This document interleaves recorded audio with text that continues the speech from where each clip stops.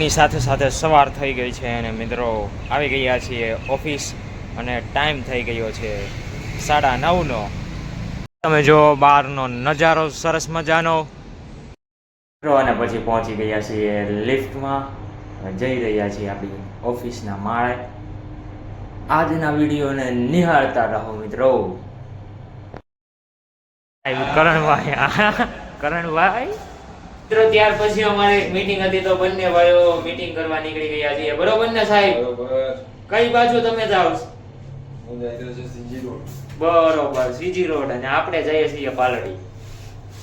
Finally મિત્રો ત્યાંથી અમને ક્લાયન્ટની મીટિંગ કરવા ગયા હતા, તો ક્લાયન્ટે ત્યાં મીટિંગ કરી 2-3 જગ્યાએ જઈને આવ્યા, પણ ત્યાં વ્લોગ નહોતો લીધો. પછી આવ્યા અને અત્યારે વાગ્યા છે 6:30-7 જેવો સમય થઈ ગયો છે અને અત્યારે હજી રૂમે પહોંચ્યા છીએ મિત્રો. સાંજનો નજારો સરસ મજાનો હતો, સરસ મજાનું વાતાવરણ હતું, તમે જોઈ રહ્યા છો. ટાઈમ થઈ ગયો પછી આજ અમને અમારા ભૌતિકભાઈ મળ્યા અને અમારા ભાઈ. નજારો કંઈક એવો હતો કે બંને ભાઈ આ ક્રિકેટ રમતા હતા, અમારે ભરતભાઈ અને ભૌતિકભાઈ.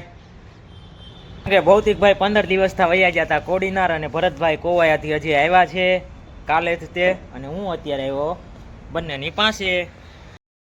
તો ક્રિકેટ રમતા હતા અમારે ભૌતિકભાઈ અને ભરતભાઈ. ધીરે ધીરે ક્રિકેટનો નજારો આપણે પણ માણતા હતા. સમય થઈ ગયો છે, જો તમે અવાજ સાંભળો. જે હનુમાન દાદાનું મંદિર છે અહીંયા બાજુમાં, ત્યાં જ આરતી થાય છે.